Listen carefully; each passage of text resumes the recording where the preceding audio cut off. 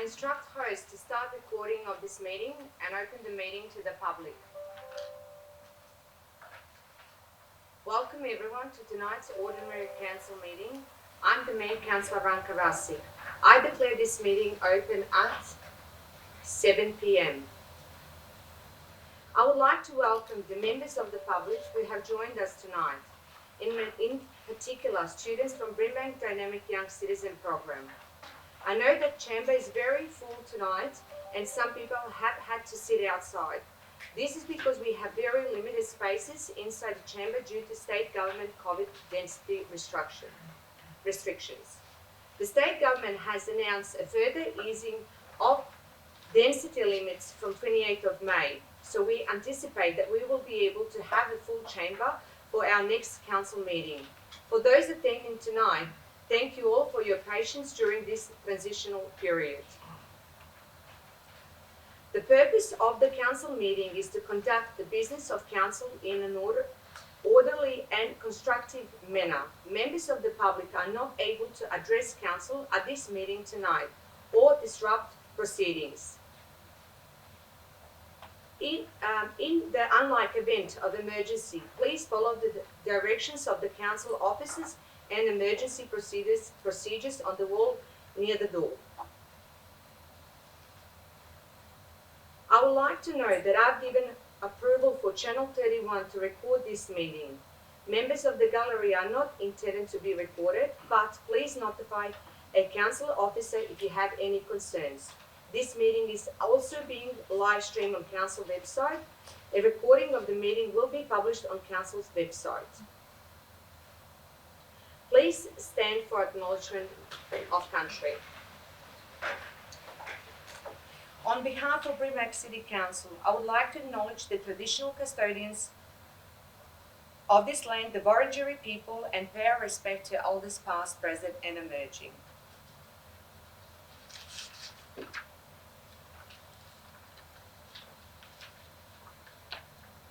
Please take a seat, everyone.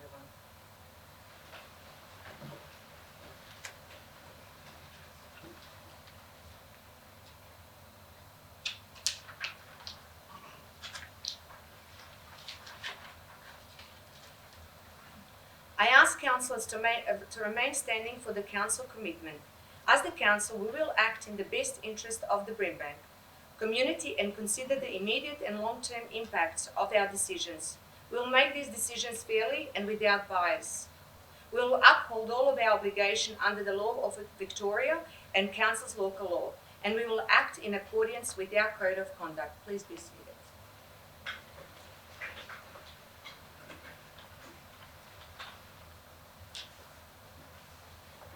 There are no apologies for this evening. We're going to go to item 4. Disclosure of conflict of interest. Are there any declarations of conflict of interest? Yes. I have a conflict of interest.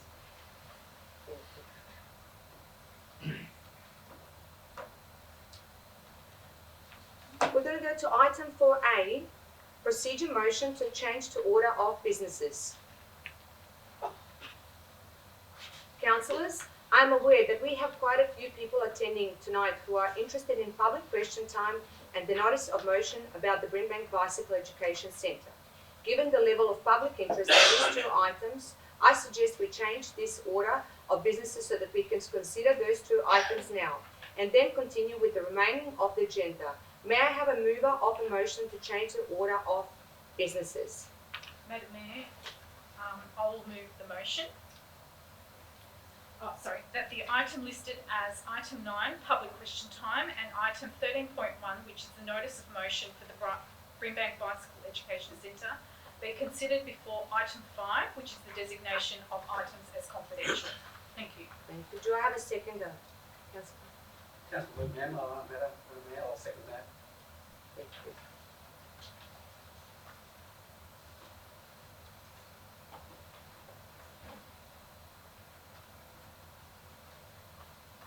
So we're going to go to public question time now.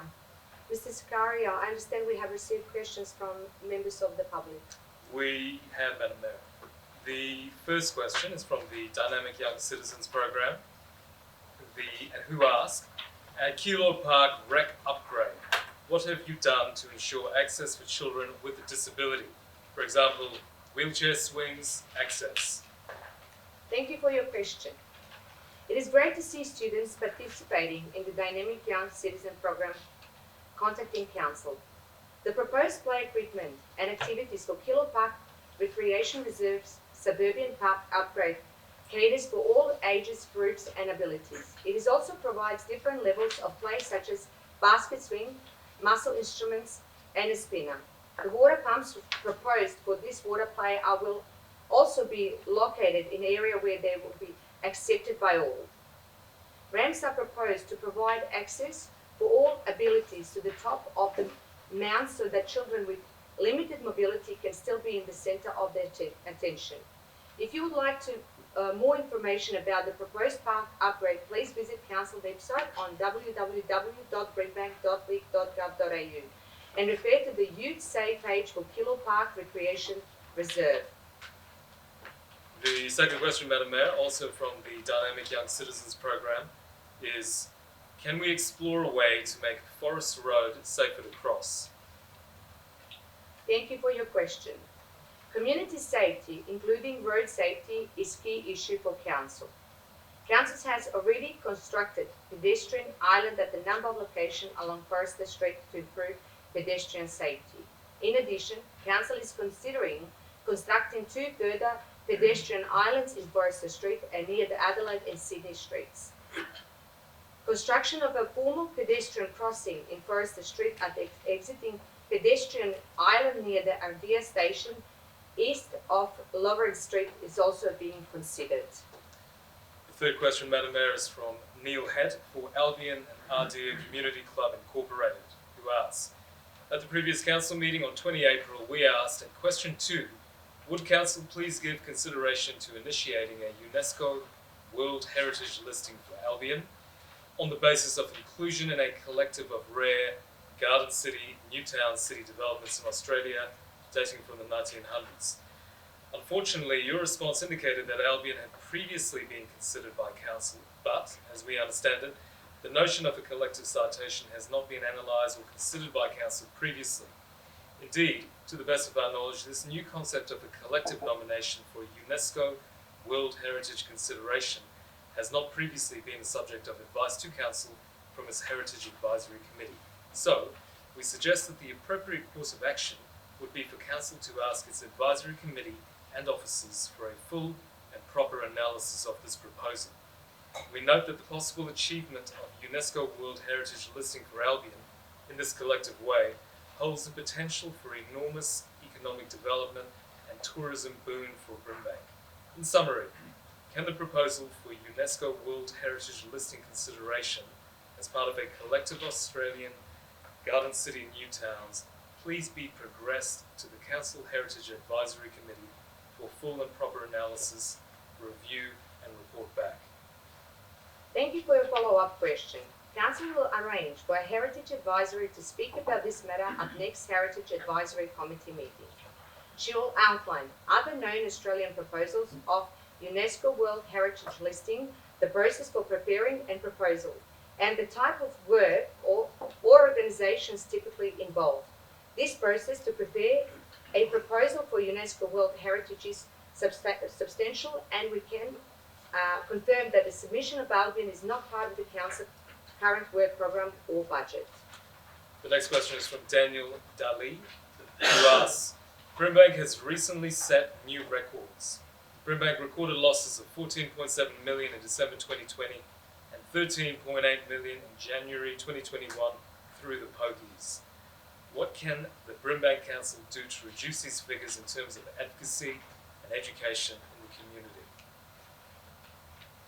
Council's efforts to reduce the economic, social and health harms associated with electronic gambling machines are guided by the Brimbank electronic gambling policy. Council continues to advocate for better regulation of the gambling industry and is working with our partners to raise community awareness about the risk of EGMs and the harm they can cause in our communities. Recent activities have included calling on Victorian Government for an immediate reduction in gaming room operating hours and to implement a range of evidence-based harm reduction measures. Delivering the Libraries After Dark program, which allows local libraries to stay open longer to provide an alternative to gambling venues. Delivering the Invest in You project, a harm awareness campaign working with culturally and linguistically diverse community. Developing and publishing an online Maintain the Games brochure which provides alternatives to gambling as games venues are reopened. Providing a range of information on Council's website. Madam Mayor, the next question is from Jenny Issa. A portion of this question will not be read out as it does not comply with Council's governance rules. The remainder of the question is, I seek to clarify the ambiguity of the state's recent announcement of funding for trees in the West, which I think will turn into political warfare of how the money will be distributed, and as always, Brimbank will get left with the scraps. Last year, Council rejected the streetscape plan due to funding, apparently, and the contents of the report for Brimbank was quite alarming, along with our urban forest strategy released in 2016. Planting trees is one thing, properly landscaping them, educating the community on the benefits of landscaping, stopping people from poisoning trees, and the continuous degradation of land by way of subdivision is something that needs to be addressed in St. Albans and Sunshine, primarily in growth zones. My question is, will this funding for trees go to Taylor's Ward, where it's not as chronically needed as it is in St. Albans and Sunshine? But will this head of council look after their own ward? Thank you. Thank you for your question. Council has welcomed the announcement from the state government of $5 million for the planting of 500,000 trees across Melbourne's west, including the city of Brimbank. Council has been advocating for the federal and state government for funding assistance for the planting of the trees to fast-track the increase in Brimbank tree canopy cover.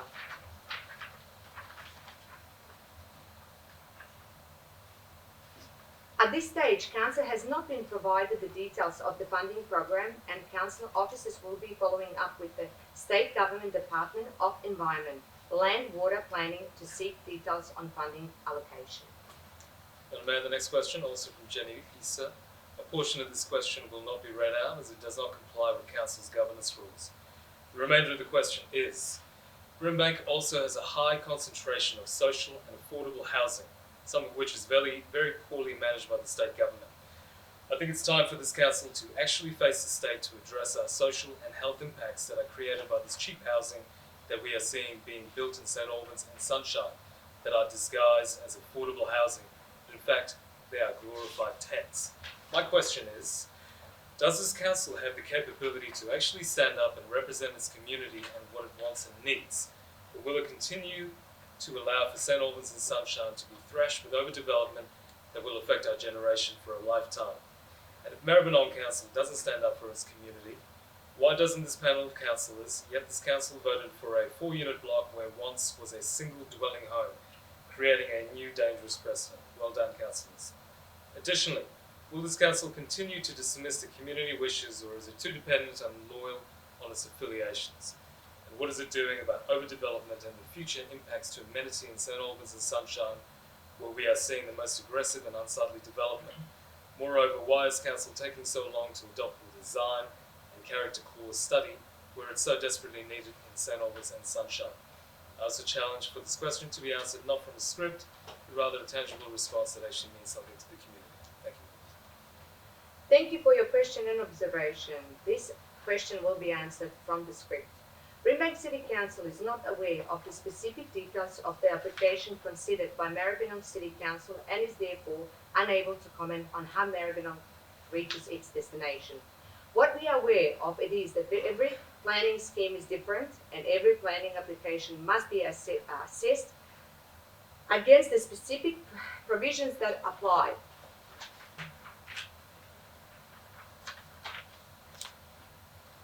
Brimbank City Council assesses all planning applications in accordance with the Planning and Environment Act 1987 of the Brimbank Planning Scheme, and a detailed report is prepared which outlines this assessment. The recent application you referred to in Brimbank involved the construction of 3 additional dwellings on the site. This development did not seek approval for social or affordable housing, which has separated definition to that of a dwelling. In relation to the neighbourhood charter study, this forms part of a large project that also includes preparation of residential development framework and housing strategy review. The project will provide opportunity for community engagement over 21 and 22. The next question from Melinda, Madam Mayor, is many councillors made the pledge to work towards Brimbank Council achieving Rainbow Tick accreditation. What work, if any, has been done to move towards this? The Brimbank Social Justice Charter recognizes LGBTIQA plus community members as potentially being more vulnerable to experiencing inequality or discrimination. The Rainbow Tick framework is an important reference document of associating councillors working abroad, demonstrating inclusive and delivering inclusive services. Yesterday, Council made a public demonstration of its support to the LGBTIQA plus community throughout celebration of Eid Hobbit, International Day Against Homophobia, Biphobia, Interphobia, Transphobia, and the raising of the rainbow flag in front of the Civic Centre. Alongside publicly demonstrating support, Council undertakes LGBTIQ inclusion throughout our organisation practices, services and program delivery. Madam Mayor, the next 2 questions are about the same matter, so have been grouped together from Melinda and Omar Al-Mukhtar. Will Council advocate to fix the Ballarat Road Station Road intersection? This intersection is extremely busy and often gridlocked with traffic. This in turn means that cars are going through the residential streets, often at speed despite speed humps, which is causing a hazard to residents. What does the Council plan to deal with the traffic congestion at Ballarat Road / Station Road intersection? Thank you for your question. The Ballarat Road Station Road intersection is under the care and management of the State Government Department of Transport. Council has previously written to the State Government to raise the traffic congestion concerns at this intersection, and Council officers will continue to raise the issue with the Department of Transport. The next question, Madam Mayor, is from John Girardi, who asks, I understand the Council approved a bridge to be built across the Maribyrnong River at the River Valley Estate in Sunshine North in 2003. Since then, hundreds of properties have been built, but still no bridge. How many rateable properties are there in the River Valley Estate, and what is the average rate value of each property? Thank you for your question. A development plan was approved by Council on 17th May 2002 for the River Valley Estate. Around 1 year prior to this, an agreement between Council and the developer was executed under Section 173 of the Planning and Environmental Act 1987. The agreement sets out several obligations that must be met by the developer at the certain stages of the estate development. First 4 of the agreement requires the construction of pedestrian and bicycle bridge across the Maribyrnong River, capable of carrying a shared pathway prior to the completion of the Stage 7 of the estate. Stage 7 has not yet been completed, and therefore the obligation for the construction of the bridge has not fallen due. Despite this, Council officers have ensured that the developer is aware of its obligation and is currently considering a planning application for the section of the bridge that falls with the Brimbank municipal boundary. There are 316 rateable properties, with the average rates being $2,343.70.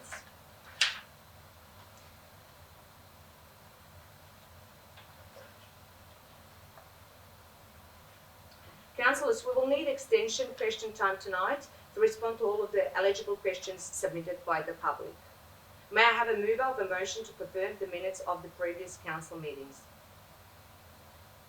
Thank you, Councillor. I move as papers in newspapers. Thank you, Mayor. Thank you, Councillor. Councillor. So just to correct that, that is to extend the question time. Thank you, Madam Mayor. Yes, I move to extend the question. Thank you. Seconded. Thank you, Councillor David. Madam Mayor, the next question is also from John Girardi, who asks, I understand that Parks Victoria has advised Council that, given that BCC approved the building of the bridge in 2003, the maintenance of the bridge is Council's responsibility. Why won't Brimbank Council take responsibility for the full maintenance of the bridge to be built across the Maribyrnong, as per Parks Victoria advice? Thank you for your question. The bridge in question falls across the municipal boundary with Moonee Valley City Council. Approximately 1/3 of the bridge falls within Brimbank and the remaining 2/3 falls within Moonee Valley. Report 12.2 on the council meeting agenda tonight discusses options for the further ownership and maintenance responsibilities of the bridge. Council hopes to have this resolved as soon as possible so that the bridge can be constructed. Next question is from Andrea, Madam Mayor. Will residents like myself who are affected by the Barrow Group fires and therefore are confined most days to being inside receive a discount on rates? I currently can't use the outside of my property most days due to the odour from the fire in the cells. Thank you for your question. Council can't unilaterally make changes to the rates for individual properties. Officers will be in contact to discuss your options. Council continues to advocate to the state government and the EPA for a hasty resolution to the ongoing issue that is having such a significant impact on the local community. The next two questions, Madam Mayor, are about the same matter and have been grouped together. They're from Kelly Blanco and Risa Campbell. Can the Council please host a Town Hall public information evening in collaboration with the GSCA at the Council Chambers in a COVID-safe manner, therefore including live streaming to assist and inviting local parliamentarians on the evening of Monday, June 7th in advocacy of its Vision 2050 report and the Community Save Albion Station related local action? Council has been talking with the GSCA about a suitable venue for the event and is hopeful that the GSCA will be able to announce the venue soon. The next question is from Kelly Blanco, who asks, local community groups such as the GSCA have been tirelessly working on fighting for rail under road, the Sunshine Super Hub and Albion Station development / upgrades after the Victorian Government's announcement of rail over road and no development for our local area.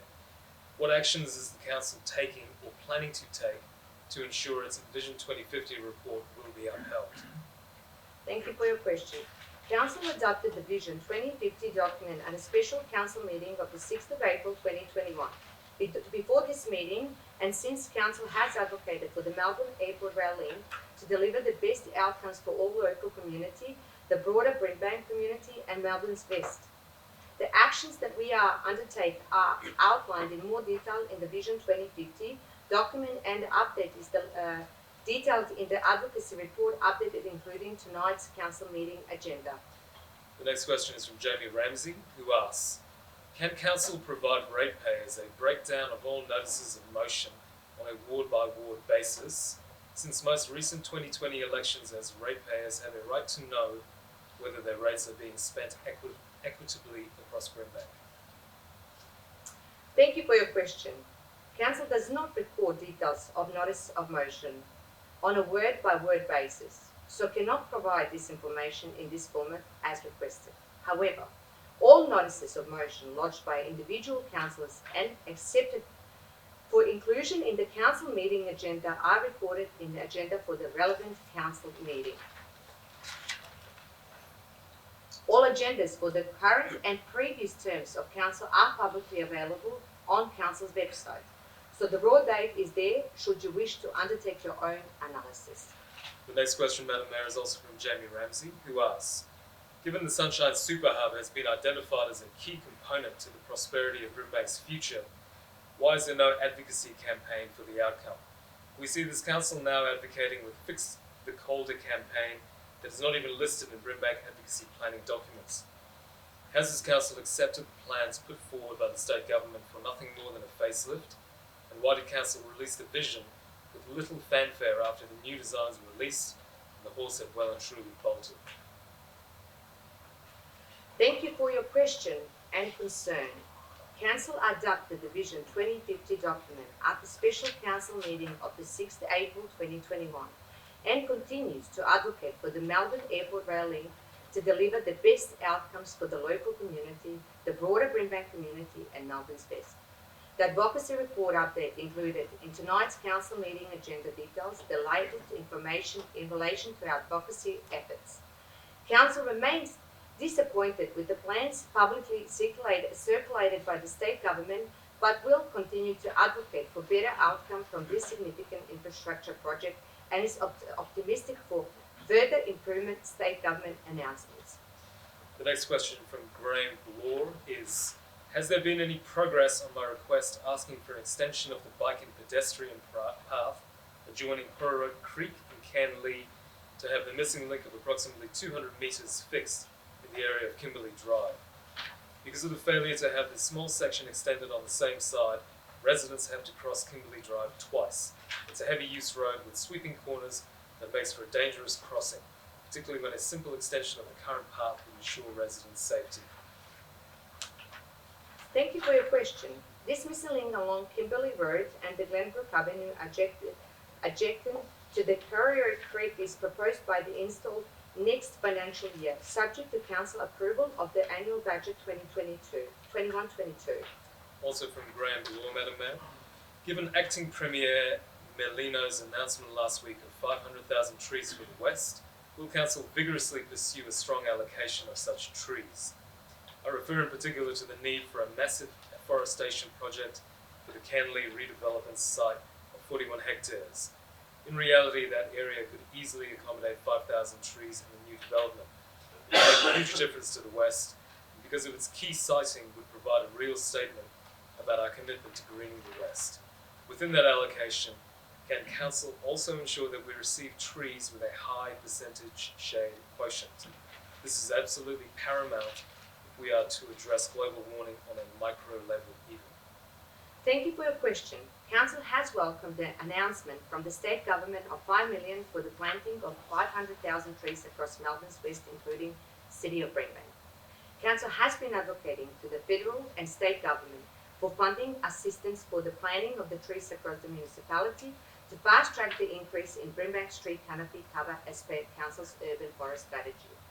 At this stage, Council has not been provided the details of the funding program, and Council officers will be following up the state government to seek details of the funding allocation and ensure Brimbank is allocated the maximum number of trees possible.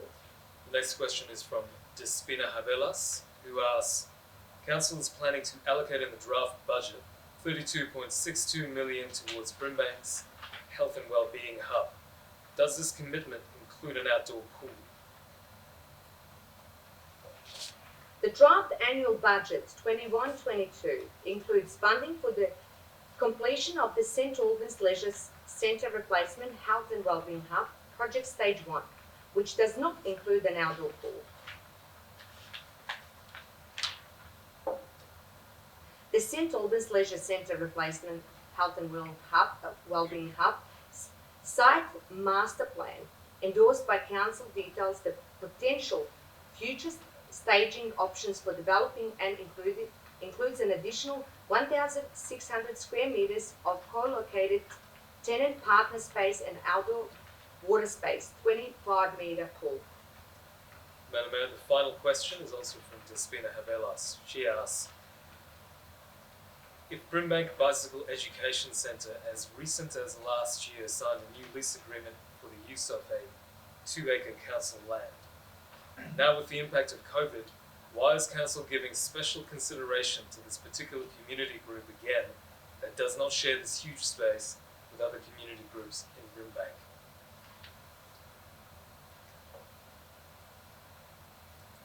Thank you for your concern. The Brimbank Bicycle Education Centre signed a new lease with Council in April 2019 for the bicycle education facility at Green Gully Reserve, which was prior to the onset of the COVID-19 pandemic. The centre has approached Council for additional support due to the impact of COVID-19 pandemic has had on their activities and associated income. Under the lease, there is a community use closure in which the Brimbank Bicycle Education Centre must promote and maximise the occasional community use of the premises by offering them to the Brimbank community as a cost consistent with the cost of the facilities to the lease and the terms and conditions outlined in the lease.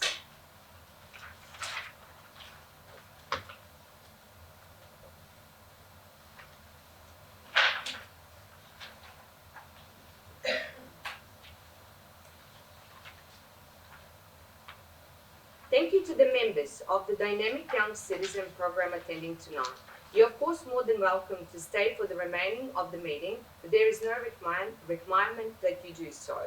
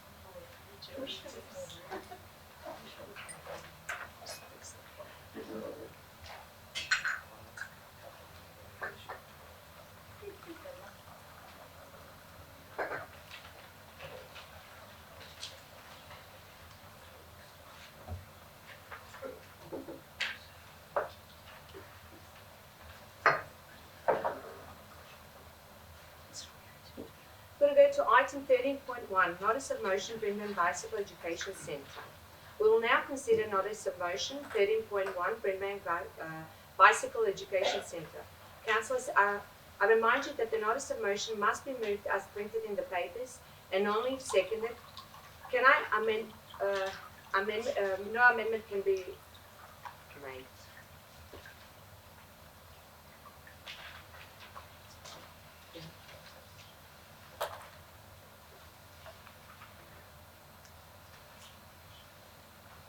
Councillor, thank you. Thank you, Madam Mayor. I would like to move the following notice of motion. A report be presented to Council detailing the process required to define the Brimbank Bicycle Education Centre as a community education service within Council's community facility strategy and the requirements necessary to ensure the Centre's ongoing operation. Part B. Council meets with the Bicycle Education Centre to discuss how the ongoing operation of the facility can be achieved, including item 1, a new lease aimed at addressing the problems faced by the Bicycle Education Centre. Item 2, ensuring grounds maintenance and continued collection of waste and recyclables. Item 3, the installation of a bubble tap providing drinking water for the children and located at the new bicycle tracks. Item 4, provision of a side gate on the southern boundary as an alternative exit. Item 5, additional trees to be planted to replace the trees that have died and been removed by Council. And item 6, the waiving of any planning and building permit fees required by the Centre. Thank you. Do Do I have a seconder? I will second that, Madam. Thank you, Councillor Takis. Councillor Lancashire, would you like to speak to the motion? Thank you, Madam Mayor. Yes, I would. The Brimbank Bicycle Education Centre does a great deal more than just provide education programs for young people. They conduct road safety programs as an accredited centre for preschools and primary schools. They conduct monthly public riding program for children who can ride and those learning to ride, where they educate parents as well. They conduct weekly disability program for adults to come and use purpose-built trikes and bicycles. They conduct after-school disability programs in conjunction with specialty disability organisations, and conduct riding programs during the school holidays and adult learn to ride programs. In addition, in conjunction with the Jesuit Community College, they run 4 3-day barista training courses for unemployed local adults who have an interest in joining the hospitality industry. They employ local youth. Currently, they have a team of 4 young people who work at the centre regularly to work at their public events, where they are part of a personal development program which offers them a range of skills, including working with and communicating with the public, OH&S programs, barista training, managing in a COVID-safe environment, basic first aid, handling emergencies, preparation for bike excursions, bicycle maintenance, how to make repairs, ordering spare parts, managing a store, and bicycle tool maintenance. They also hire out the facility there for private functions, including party hire and things like that, which gives them some income. And just to quickly go through the where this money's been spent, there's been $40,000 in funds for the construction of 2 new bicycle training tracks to become the only centre in the world that has 3 specific bicycle training tracks in their facility. They've added 8 adult trikes at a cost of $900 each for the disability program. They've spent $8,500 on the buildings and grounds, and a further $2,500 replacing bicycles and bicycle parts for repairs. $3,000 on setting up a bicycle workshop with all appropriate equipment, including air compressor. In 2018, the Council released a Community Services and Infrastructure Plan. In this document, the following appears. Recommendation summary. Number 1, no new bicycle education centres are recommended in Brimbank in the short, medium and long term. 2, Council will work in partnership with the Brimbank Bicycle Education Centre Incorporated Committee of Management to increase the use of facilities, ensure that facilities continue to be fit for purpose, and support the volunteers in building their knowledge of Council's roles and legislative responsibilities and relevant policies and processes. What this notice of motion is aimed at doing is achieving these principles from Council's infrastructure plan. What is being asked for by the Brimbank Bicycle Education Centre is quite modest, a change in Council's policy to reflect the true nature. Councillor Lancashire, I've got 1 minute left. Thank you. Of this unique volunteer organisation, things like mowing the lawns, similar to what is done for Harrick's Cottage in a heritage building site. We don't ask teachers to now mow school grounds. We shouldn't be asking these volunteer educators to do the same. Please, I would ask my fellow councillors to support the Brimbank Education Centre to keep this fantastic service going for the future. Thank you, Madam Mayor. Thank you, Councillor Lancashire. Councillor Takis, would you like to speak to the motion? Yes, Madam Mayor. The Bicycle Education Centre offers a unique and special educational role in teaching kids the importance of Australian simulated roads and rules accreditation and traffic laws in a supervised and safe setting. Much like swimming pools in our recreation centres, all children in Brimbank should be provided the opportunity to learn to ride a bike through our very own bicycle education centre. The only difference is all the people here are volunteers. They invest time because they are passionate. Any income they make gets reinvested back into that centre. I've met several local kids from local high schools that are given part-time roles and their first bit of money as bicycle assemblers and assistants. So they provide opportunities for local school kids, Madam Mayor. They run inclusive programs, providing kids with disabilities the opportunity and the freedom to experience cycling on modified bikes and safe surrounds. They also recycle bikes, they take in bikes and they give bikes to people in need. They also have offered their facility to Saintside Bike Show for the second successful year, a show that attracts thousands from Brimbank and all over Victoria. Saintside struggled for 9 years with organising this event in John Street, however now has been able to run a COVID-safe event, giving kids, teenagers, adults and all age groups a chance to showcase their custom bikes and participate in an amazing bike race. The importance to provide outdoor events requires the BBEC to perform a lot of outdoor maintenance. I saw the amount of work and lawn required Councillor Tuckles, you have 1 minute. and maintenance, thank you, to be mowed, and this was undertaken by one person who had to stop from exhaustion because they had to prepare that facility for an event. The drop in income post-COVID meant that BBEC could not afford a mowing service because they had a list of other maintenance issues for safety.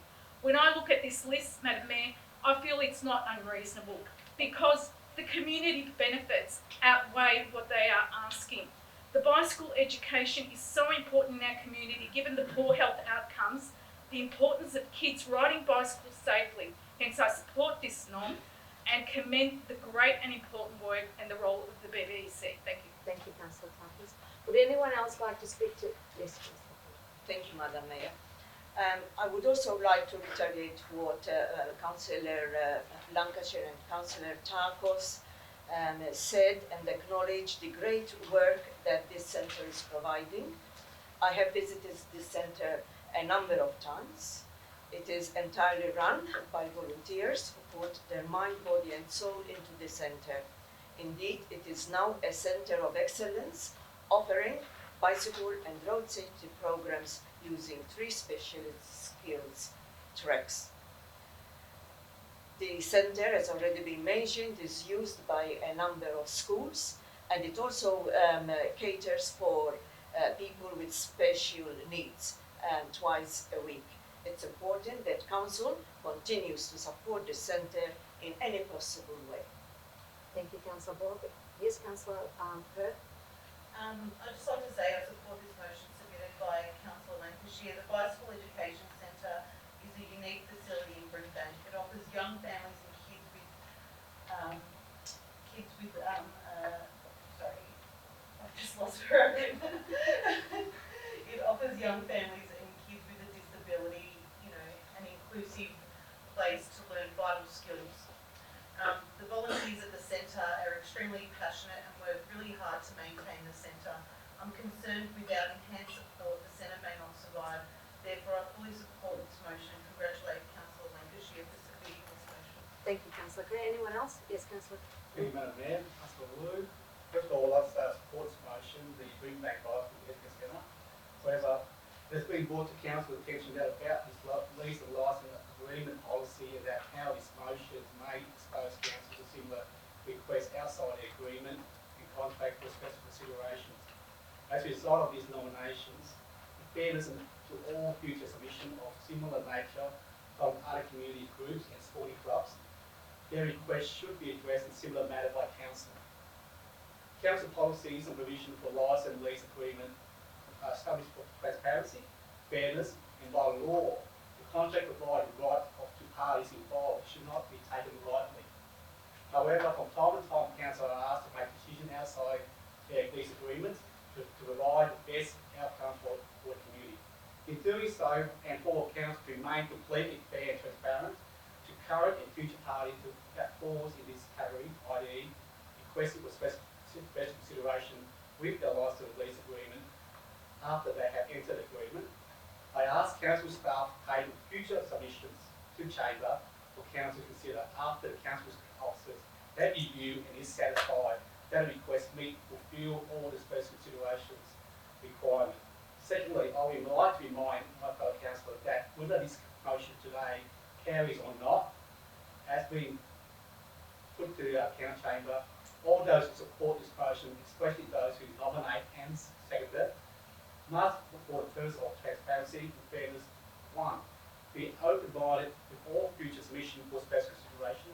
2, if we decide to refuse special consideration requests, council are to ask to give reasonable cause rather than just defaulting on ground or policy or provision agreement. Finally, for the record, my reason for supporting this motion is 1, education. During my For 1 26 minute, councillor. Thank you, Madam Mayor. 1, for education is during my 26 years plus as police officer, I have presented communities and school children on road safety, education and bike safety. These are important programs for our community. We are fortunate to have groups like the Greenbank Bicycle Education Centre providing such programming in our community. 2, cost. There are similar bicycle education centres in Victoria. These centres are council owned. If Greenbank Council want to provide similar service for the community by sourcing funding the centre, in comparison to the current centre which operate independently by volunteer basis, the cost for council owned to operate would be far more greater than it is for the current one in our municipality at the moment. Thank you, Madam Mayor. Thank you, councillor Lou. I have councillor Dan, you have your hand up. Can you unmute? Yeah. Thank you, Madam Mayor. I would like to support the motion because the Bicycle Education Centre is not only the education centre for the children learn how to ride a bike. It also teaches young children, autistic children, build up their confidence and learn courtesy. It also like a small town for the young family gathered together to enjoy the moment with their family. So I support the motion. Thank you. Thank you, councillor Dan. Would anyone else like to speak to this motion? I put this motion to vote. All in favour, please raise your hands.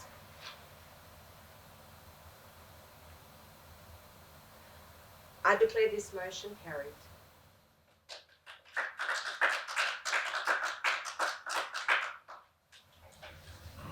Thank you to the members of the public attending tonight to watch council consider the notice of motion. You are of course more than welcome to stay for the remainder of the meeting, but there is no requirement that you do so. We're going to go to item 5,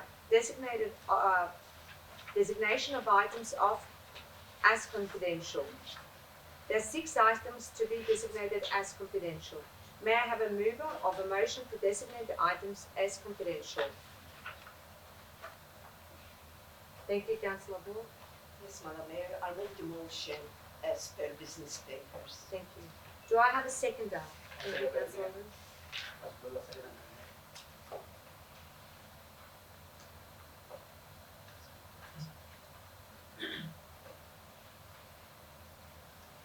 Would you like to speak to the motion, No, councillor? thank you. Councillor Lou, would you like to speak to the motion? Would anyone else would like to speak to the motion? I'll put this motion to vote. All in favour, please raise your hands. I declare this motion carried. Item 6, confirmation of minutes of previous meetings. May I have a mover of a motion to confirm the minutes of the previous council meetings? Councillor David, Move the motion as reading it. Thank thank you. Do I have a second of this motion? Councillor Lou, I'll say that, Madam Mayor. would you like to speak to the motion? No. Would you like to speak to the motion, Councillor Lou? No. Would anyone else like to speak to this motion? I'll put this motion to the vote. All in favour, please raise your hands. I declare this motion carried. Item 7, we're going to condolences. There is no condolences. Item 8, congratulations. There is one item of congratulations. The Hon Dr. Steve Bracks, AC. May I have a mover of a motion of congratulations? Madam Yes, Mayor, please. I move the motion as per business papers. Thank you. Thank you, Councillor Takos. Do I have a seconder? Thank you, Councillor David. Would you like to speak to the motion, Councillor Takos? Thank you, Madam Mayor. Madam Mayor, I extend the congratulations, and particularly as Stephen Bracks chaired the West of Melbourne Economic Development Alliance, otherwise known as WAMEDA, which was established in 2016, which covered 6 councils in the West and was set up to catalyse economic development in the West, with the intention that this will support and the achievement and broader social, economic engagement and health outcomes for our community. The 3 main priorities included suburban jobs, improved community health and well-being, and smarter transport connectivity. Sunshine was one of the key areas and focus for this local jobs project, and I welcome Steve Bracks' appointment and hope that we can work together with him and continue this great relationship through this new role and keep that strong momentum and focus on local jobs and to help us attain the transformation of Greenbank through our vision and statement 2050. Thank you. Thank you, Councillor Takos. Councillor David, would you like to speak to this motion? Thank you, Madam Mayor. Just very briefly, this is a wonderful achievement and I believe it's well deserved. The former Palavadian talented, I must say, Steve Bracks, whom he became one of our best premiers, I believe, in Victoria, is now installed the Chancellor of Victoria University. That's fantastic. And it's been a Western all his life, and I believe we as council, we've been working well with him. And to me, I'd like to say congratulations, Chancellor Bracks, and wish him well for the future endeavours, his future endeavours, yeah. I believe he'll do well, very well indeed. Thank you, Councillor David. Would anyone else like to speak to it? Councillor Ward? Thank you, Madam Mayor. I would also like to join Councillor Takos and Councillor David in congratulating the Honourable Dr. Steve Bracks on his appointment as Chancellor of Victoria University. As an ex-student and the next academic, I have a strong affinity with Victoria University. Great to see Dr. Bracks at the helm of this institution. Has a lot to offer to this municipality and the Western region. His commitment and contribution to the West through WAMEDA is a testimony of that.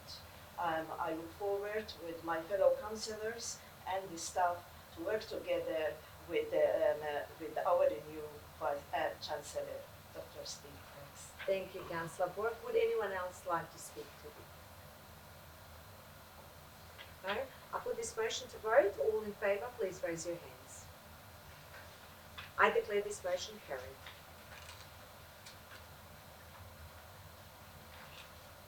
Item 10, petitions. There are no petitions to be received. We're going to go to item 11, minutes, reports of delegated committees. There are no minutes or reports of delegated committees.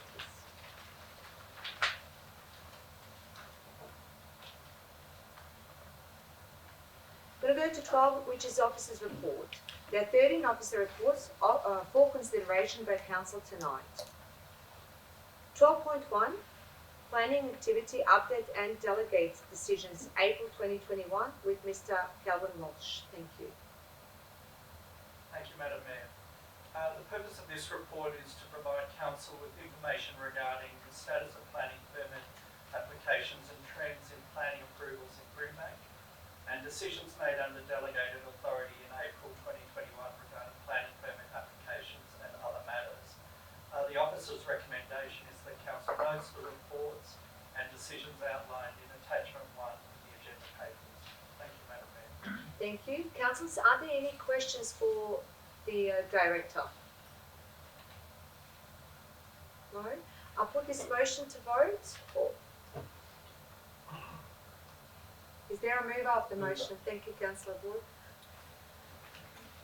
I move the motion as per business paper. Thank you. Is there a seconder?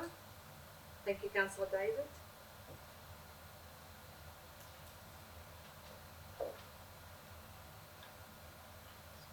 Would you like to speak to this motion? No. Councillor David, would you like to speak to it? We'll put motion now to vote. All in favour, please raise your hands. I declare this motion carried. We're going to go to 12.2. Options for further ownership and maintenance of the pedestrian bridge from Sunshine North to Avondale Heights with Mr. Calvin Walsh. Thank you. Thank you, Madam Mayor. The purpose of this report is for Council to consider the future ownership and maintenance responsibilities for the proposed pedestrian bridge that is required to be constructed as part of the River Valley estate obligations. The officers recommend that Council writes to Moonee Valley City Council seeking a memorandum of understanding to share the ongoing ownership and maintenance responsibilities for the proposed bridge, and authorises the Chief Executive Officer to negotiate and execute the memorandum of understanding with Moonee Valley City Council once the terms are agreed. Thank you, Madam Mayor. Thank you. Councillors, is there any questions for Director? Is there a mover of the motion? Councillor Wu?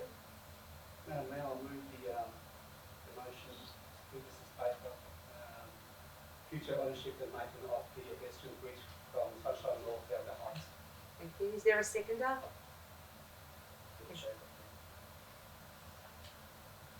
Councillor Liu, would you like to speak to this motion? Yes, Madam Mayor, thank you. Madam Mayor, as the connectivity portfolio applicator, I have previously expressed in support of this bridge for the connectivity of Greenbank and our neighbouring council, Moonee Valley City. I still strongly uphold the view that this would enhance our well-being and inclusive for the community, with all the residents on both sides of the Melbourne River benefiting of the bridge construction. I thank you, our Director, Kevin Walsh, and his council officers for the detailed report and their ongoing work in the background. I fully support the officer's recommendation to have the correct officers at MOU, Memorandum of Understanding with Moonee Valley City would transpire and with an agreeable term for both cities. Thank you, Councillor Liu. Would anyone else like to speak to it? Councillor David, would you like to speak Thank to you, this Madam motion? Mayor. Yes, I would just say that the proposed pedestrian bridge crosses the boundaries of Greenbank and Barrow Moonee Valley councils, and I believe it's something that we're waiting for that type of thing to happen long ago. And today with the River Valley, the North Sunshine Park, and that of the Avondale Heights, that'll be a wonderful connection for people, residents themselves. And I know that our officers are working very, very hard indeed to negotiate with the Moonee Valley counterparts. And I know our CEO will make the most for this to try and convince them to come on board of the memorandum of understanding in reference to sharing. And I believe it brings benefits to both municipalities all the way. And I support that. I think it's a good idea, and we want that for a long time, as I said. Thank you, Councillor David. Would anyone else like to speak to this motion? I put this motion to vote. All in favour, please raise your hands. I declare this motion carried. We go to 12.3, Heritage Victoria. Amendment to Rail Bridge, Albion Viaduct, Heritage Area. Mr. Calvin Walsh, thank you. Thank you, Madam Mayor. The purpose of this report is for Council to note and endorse a Council officer submission to the Heritage Council that supports the proposed changes to the registered heritage area of the railway bridge known as the Albion Viaduct. Officers recommend the Council notes the Council officer submission shown at attachment 3 about the Albion Viaduct and that it was submitted to the Heritage Council. The Council endorses the officer submission and delegates authority to Council's principal strategic planner to determine the form of Council's submission in the event of a hearing about the registration.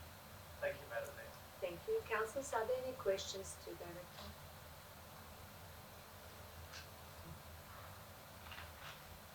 Is there a mover of this motion? Yes, Councillor Lancashire. Through Madam Mayor, I move the officer's recommendation. Thank you. Is there a seconder? Yes, Councillor Wood.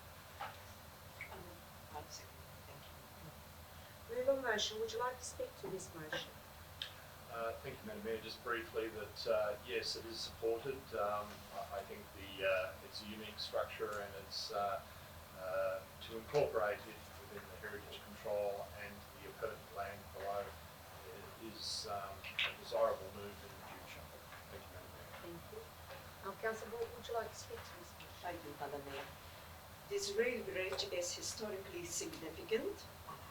To fully comprehend and appreciate its historical significance, it's important to note that at the time of its construction, it was the largest trestle bridge in Australia, and until the construction of the Sydney Harbour Bridge was the highest railway bridge.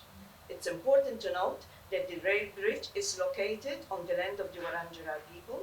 It is within an area of Aboriginal cultural heritage sensitivity associated with the Maribyrnong River. This submission will ensure that the cultural heritage significance of the bridge is maintained and protected where possible. It will also ensure, at the very least, the impact of any proposed use or development is considered as part of a formal application to Heritage Victoria. There are 3 key changes to the submission. It is recommended that the rail bridge Albion Viaduct will be renamed as the Albion Viaduct to simplify its naming and make it consistent with the name used in the statement of significance. The Executive Director, Heritage Victoria, recommends that the Heritage Council amends its existing registration by including additional land and determining categories of works or activities which may be carried out in relation to the place for which a permit is not required. And it also includes the inclusion of an area of heritage significance known as the Cartridge. Thank you. Thank you, Councillor Wood. Would anyone else like to speak to the motion? Yes, Councillor. Madam Mayor, I'd just like to endorse what was also said by Councillor Lancashire and Councillor Ball. The actual Aboriginal and cultural heritage sensitivity of this particular area is incredibly high. I don't think people really understand exactly, but this particular motion seeks to ensure that it protects the river, the trees, the structure, the abutments, the tracks, the trails, the flora and fauna, so everything that's attached to this, which is so important. There aren't many of these types of rail bridges left in Australia, so the unique design is quite distinct, and it's a highly important historical asset, but also a very important part of our Indigenous history, and it needs to be preserved at all costs for our First People as well. Thank you. Thank you, Councillor Marcos. Would anyone else like to speak to this motion? Just to say, Madam Mayor, it should be celebrated just in 101 year old, so that's fantastic. Very cleverly built, by the way, structure itself, historic tower structure, and it's still be there for many, many hundred years to come. Thank you, Councillor David. Anyone else? I'll put this motion to vote. All in favour, please raise your hands. I declare this motion carried.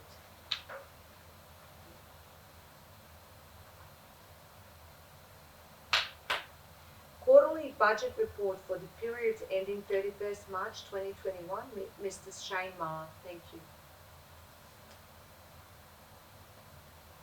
Thank you, Madam Mayor. This report is a standard report presented to Council quarterly.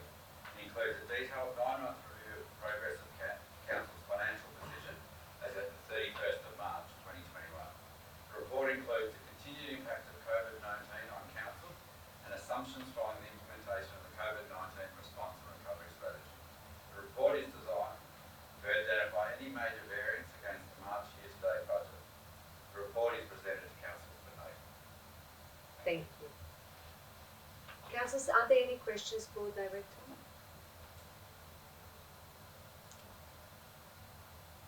Is there a mover of the motion, Councillor David? Thank you, Madam Mayor. Yes, I move the officer's recommendation. Thank you. Is there a seconder? Sorry, Madam Mayor, is that the governance report or quarterly? That was sorry, quarterly I'm confused 12.4. myself. Okay, sorry. Is there a seconder? Thank you, Councillor Bork. Would you like to speak to this motion? Thank you, Madam Mayor. Yes, as co-portfolio councillor with Councillor Nguyen for Brimbank Innovation, which includes custodianship, innovation and management of assets and financial sustainability, I present to Council the quarterly financial report for the period ended 31st March 2021. I would like to acknowledge and thank all Council officers who have contributed to this report. The report has been prepared in accordance with the Australian Accounting Standards and the requirements of the Local Government Act to provide ongoing assurance that Council has implemented the principles of sound financial management. Secondly, demonstrate prudent management of financial risks faced by Council. And thirdly, ensure full, accurate and timely disclosure of financial information relating to Council. A detailed 9-month review of the progress of Council's financial position as at 31st of March 2021 and a point-in-time forecast to the 30th of June 2021 has been completed. The report outlines a forecast operating surplus of $13.91 million, which is over the annual budget by $13.02 million and contains commentary on the key forecast variances. A forecast year-end cash position of $66.9 million, which is over budget by $50.42 million, and outlines assumptions relating to the impact of COVID-19 and capital grant funding. The report shows that decisions are made and actions taken with a strong regard for the financial effects on future generations and the current needs of the community. I recommend this report to my fellow councillors. Thank you. Thank you. Seconder of the motion, would you like to speak to this motion? I think Councillor Lancashire covered it pretty well, Madam Mayor. Thank you. Anyone else who would like to speak to this motion? I put this motion to vote. All in favour, please raise your hands. I declare this motion carried. We'll go to 12.5, Governance Report, May 2021. Thank you, Madam Mayor. With Mr. Dan Hogan, sorry. Might be able to start. Thank you, Madam Mayor. The monthly governance report is a standing item within the ordinary council meeting agenda. It is predominantly a summary of recent governance and operational activity in accordance with best practice and good governance principles. Written in compliance with provisions applying respectively to the Local Government Act of 1989 and the Local Government Act of 2020, the report variously informs council of delegated decisions, outcomes of previous council resolutions, discloses information, and seeks decisions as required under legislation from time to time. This month, the office's recommendation does include a requirement for the appointment of a single councillor to the Brimbank Arts Advisory Committee due to a recent vacancy. Thank you, Madam Mayor. Thank you. Councillors, are there any questions for the Director? Yes, Councillor. Thank you, Mayor. May I ask for a point of clarification? So in regards to the instrument of delegation to the Chief Executive Officer, can we clarify that there is a cap on the expenditure of a contract, which is $1 million? Yes. That is correct. Yeah. Thank you. For expenditure. Cap of $1 million for expenditure. Anyone else?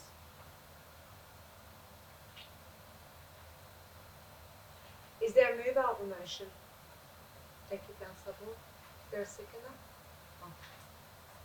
I'll move the motion as per business papers, Madam Mayor. As As mentioned by Mr. Hogan, this report also requires the appointment of a councillor's representative at the Arts Advisory Committee, and I would like to say that Councillor Ranka Rasik to be appointed to this committee. This governance report includes a summary of recent governance activity. Some highlights include 2 exercises delegated authority to the Chief Executive Officer, an update regarding Sunshine Town Centre Partnership Group, COVID-19 Brimbank Business Recovery Grants Program, the streaming of council meetings and the recommendations to continue live streaming as a transitional arrangement until the streaming policy is reviewed by officers and presented to a future council meeting for consideration. Should council accept the recommendations in this report, the review of the streaming policy will be brought forward so that officers will report to a future council meeting on the cost, risks and other considerations. In relation to an on-demand model as compared to a live streaming model, I commend this report to council. Thank you, Councillor Bork. Councillor Takis, you had your hand up. I believe you wanted to second this. Yes, I second that. Thank you. Since Councillor Bork spoke to it already, yeah, would you like to speak to it as well? No, that's fine. Thank No. you. Would anyone else like to speak to it? Yes, Councillor Jasmine? Thank you, Madam Mayor. As co-portfolio councillor with Council Lancashire for the Brimbank Innovation Portfolio, which includes governance and profitability, I would like to highlight the importance of this monthly governance report to council. The report demonstrates that by following the governance principles, providing ongoing transparency, we give reassurance to our community and make Brimbank stronger. This has never been more important now that we all respond to the COVID-19 pandemic. This month's government report includes regular items such as delegations, records of formal meetings, and annual meetings. Additionally, this month's report includes an update on the Sunshine Town Centre Partnership Group membership and the outcomes of the COVID-19 Brimbank Business Recovery Grants Program. Between August and December 2020, Council awarded 63 grants under the COVID-19 Brimbank Business Recovery Grants Program for a total of $300,000. I am pleased to note that budget allocation is proposed for the 2021/2022 financial year to continue the program for a further 12 months. I commend the report to council. Thank you, Councillor Newman. Does anyone else want to speak to this report? Okay, I'm going to put it to vote. All in favour, please raise your hands. I declare this motion carried. We'll get to 12.6, Advocacy Campaign Update with Mr. Dan Hogan.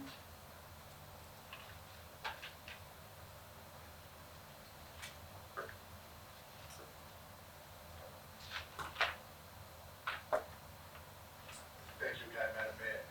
As printed within the agenda papers, the purpose of this report is to provide council with an update as to 2 advocacy campaigns currently in train. Thank you, Madam Mayor. Thank you. As the Mayor of Brimbank, it is my privilege to be the primary spokesperson for Council and to share with the community an advocacy update. Firstly, I was proud to have launched the Fix the Calder campaign 3 weeks ago on the 24th of April.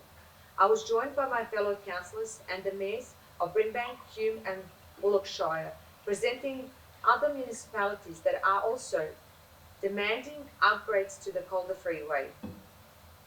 We were also joined by the Hon Natalie Hutchins MP, State Member for Sydney, and Mr. Russell Mowatt, President of the Calder Action Group, who have both advocated for better Calder for more than a decade.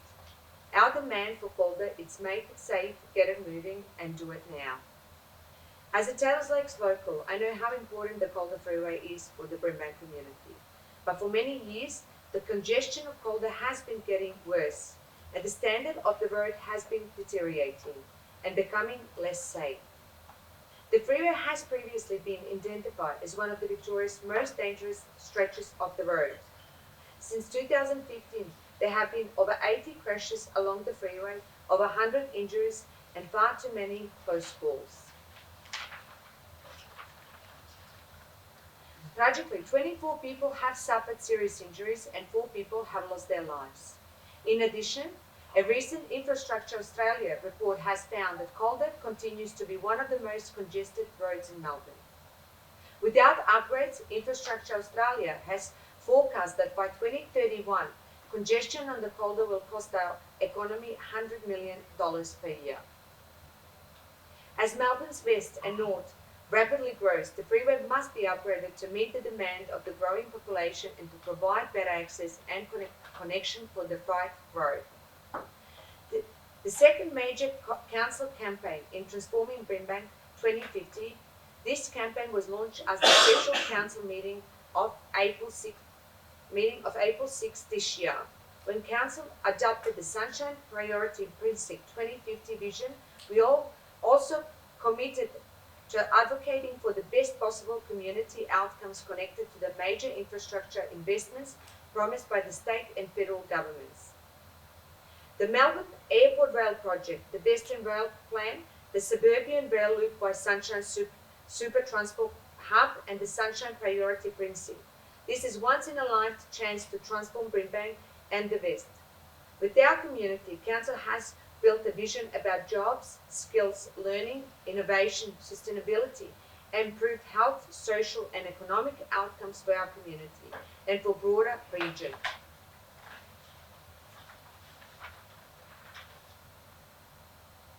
The vision is built on the federal and state government announcement of the Melbourne Airport Rail Link and the later announcement of Sunshine and Albion Corridor as a priority precinct.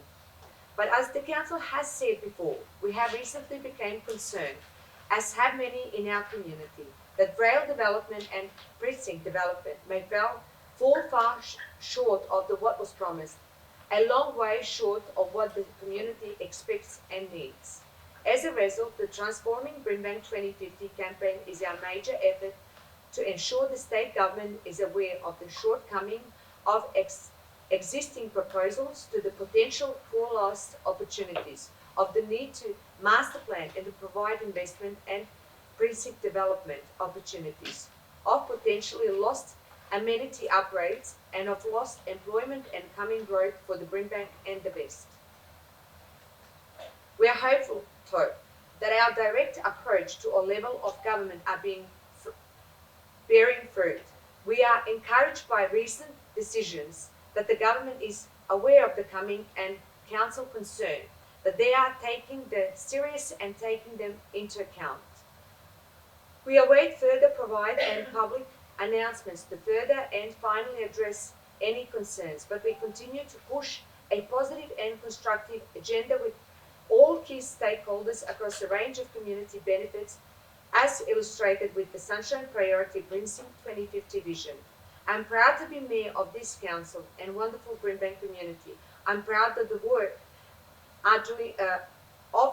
we are doing and continue to do as we advocate for our community needs and deserves. Thank you, councillors. The report continues. Further details is here for your consideration. Does any councillors have any questions for director? Do I have a mover? Yes, Councillor Tarkus. Madam Mayor, I move the motion as per business papers. Do I have a seconder? Yes, Councillor Papalia. Councillor Tarkus, would you like to speak to this motion? Yes, Madam Mayor. Madam Mayor, this vision and platform is a turning point for our community and its aspirations to have a once-in-a-lifetime project to really make a difference.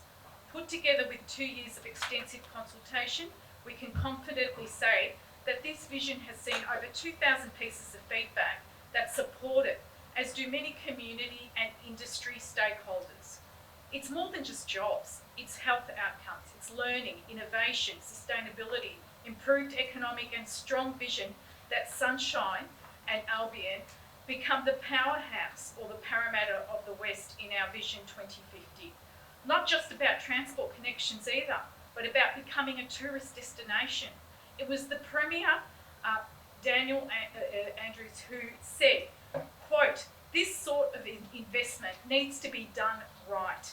It needs to be done properly, and it needs to benefit every single Victorian," unquote. Terms like, quote, "another Southern Cross station" by Jacinta Allen.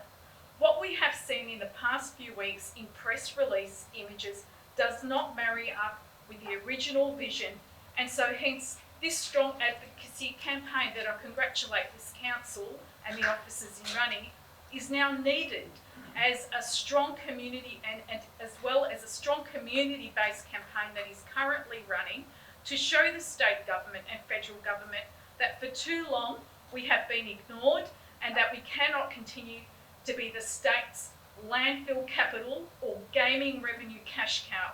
We no longer want to be doing the heavy lifting for the rest of the state, enduring 2 years of non-stop landfill stench and underground fires for nothing in return. I commend this council for undertaking all the advocacy necessary to ensure that our community is heard loud and clear. This is our time. This is Sunshine, Albion, St Albans, Deer Park and all the suburbs, communities banding together. We are ready to shine. We have investors ready to invest to help with this transformation to begin, and it needs to. Our community needs this. It's waited a long enough time. This council is ready to deliver Vision 2050. Thank you. Thank you, Councillor Tom. Councillor Papali, would you like to speak to this motion? Just to say that it was a great turnout at the Fix It Quarter campaign, and well done to everyone involved in both. I think the strategic approach with the transforming Brimbank is definitely something that is a smart move, and I really look forward to seeing the next steps on that one. Thank you. Would anyone else like to speak to this motion? Yes. Yeah, Councillor Ray. Thank you, Madam Mayor. I grew up knowing that some of the better cities in the world, they had an express train to the airport. It was our happiest, perhaps a couple of years ago when we learned that the train would be going express to the airport, stopping in Sunshine. It was wonderful news, but all of a sudden we changed the plans. And indeed, I think it was a role, very political role in many ways, where everybody and every municipality in the Western region wanted a piece of the cake, peace of mind, understanding. And we seem that with the fast train from Geelong stopping to Sunshine, not anymore, it's stopping Footscray. And we're going to get a train to the airport, the metro train. Allow customers next train to the airport, stop in all stations, get on there. Well, you don't sometimes someone or some people will lose the airplane, the plane going overseas. It happens through various accidents or rail accidents that happens from time to time, and I think it happened before us. It's terrible. It's and as Councillor Clark said, the community is so kind that this whole sort of thing that's happened to us. A bit further down across the road, we've got the Darling Flour Mill, an iconic type of heritage building. And inside, if someone went inside just lately, they started work inside. You'll be looking at the north building with a beautiful hotel inside in the future to come. But again, this... You've got 1 minute, Councillor David.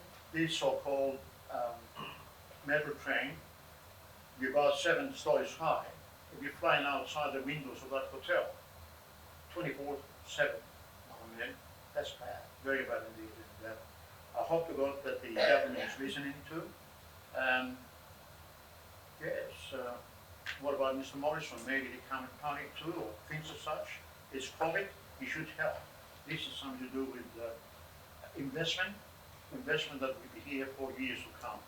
I hope that God this somehow change our mind and come good. Thank you. Thank you, Councillor David.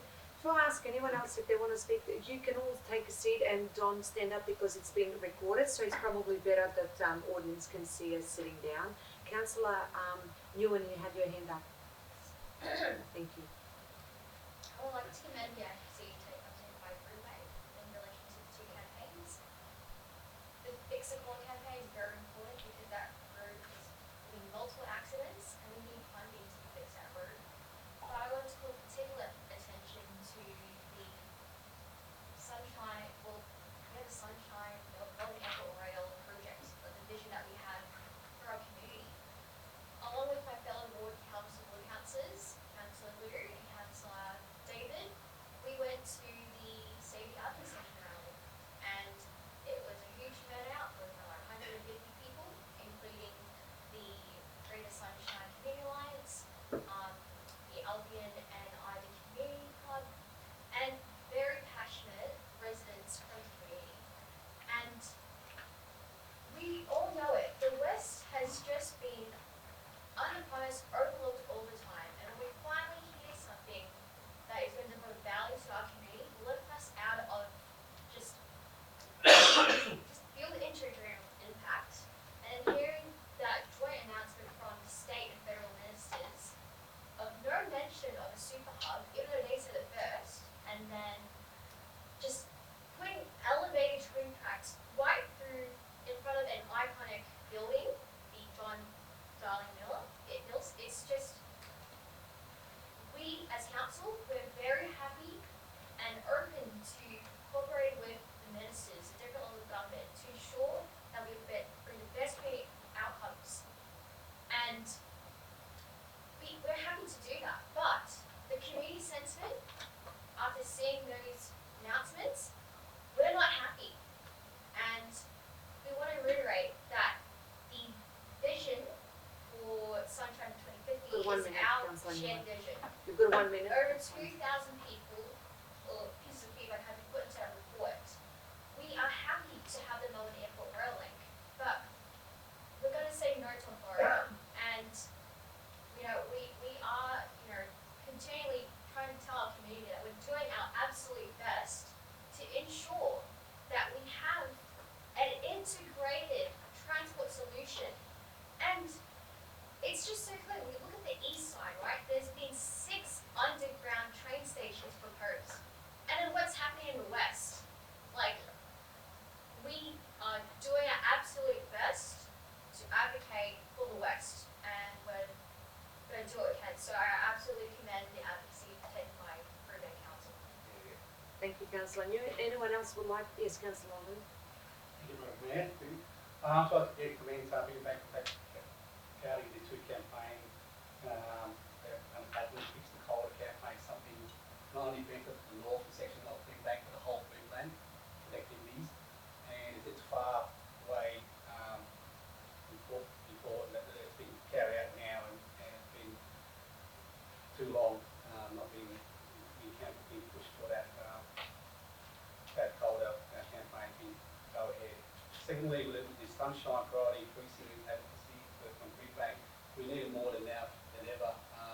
As the Big Bill Rail Loop campaign emerges, we see the big difference between what SRL, the Suburban Rail Loop, is building on the eastern side compared to Jordan Rail Project on the west. In comparison from what SRL is proposing in stage 1, that they're doing tunnels from Box Hill to Cheltenham, whereas here we do overhead, and it's only 2 k's we're asking to go across underneath Sunshine. So in comparison, it's chalk and cheese from east to west again, as the big bill is evolving out. Again, we would need to advocate a lot more relating to something like Brisbane, relating to the western side, and how we need to push it. And you can sort of see this community is supporting and it's voicing up. So hopefully we can continue this campaign and have some positive feedback from the council. Thank you, Councillor Liu. Anyone else would like to? Yes, Councillor Lancashire. Thank you, Madam Mayor. Yes, I'd certainly like to support the comments made by the previous councillors in relation to the Calder upgrade and transforming Brimbank. As we continue forward, Madam Mayor, it would be congratulated on councillors and staff to be congratulated on promoting these major points of advocacy for council. I think one of the problems as a second term councillor, I always felt that we were looking at too many items in the past and message got lost. I think it's very important for us to have one, two, just a few major projects which are really significant to the future of Brimbank, and to advocate on those, to take those sort of items when we go to Canberra to advocate for our municipality. They're very important, and just on the Calder, which is in my little patch, I recall seeing that interchange that we're advocating for on Melway's maps going back decades. This has been something which has been advertised, not just for advocated for, not just a couple of years, but going back literally decades in terms of being advocated for. So it was really good to, particularly given my past involvement with the Calder Highway Improvement Committee, to see the fantastic work that was being done by yourself and staff in promoting that, and also fairly exciting to see the opportunities with transforming Brimbank. Sunshine has a great opportunity, and it certainly goes beyond the super hub. That's an element, but there is so much more to it than just a train service. There's a lot of opportunity there, and every time I get a chance to talk to staff about those opportunities, there is a lot of great urban design, great planning, great economic development opportunities all sidled in with that. So pretty exciting stuff. So thank you, Madam Mayor, and thank you, staff, and thank you, fellow councillors, for being succinct on just a couple of big projects to promote.